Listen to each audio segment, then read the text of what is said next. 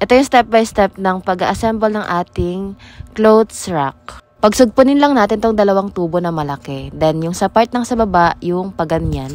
Yan, ito yung ating mga tools na gagamitin, syempre. Makikita nyo dito sa video step by step, ha? Pero wag kayo makinig sa akin in case mamali.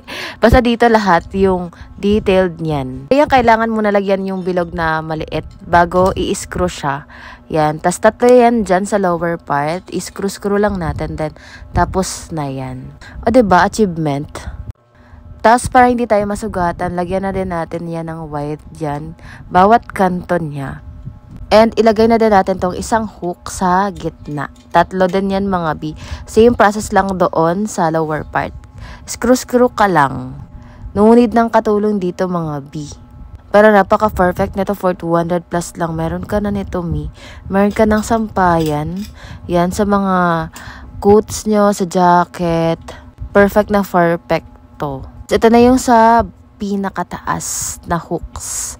4 din yan mga B. 'Di ba? Lagyan natin yan para safe, para hindi masugatan. Tapos yan, tapos na. 'Di ba? Super easy to assemble. Yan, lagi ko yung link dyan, kaya check out nyo na din yan.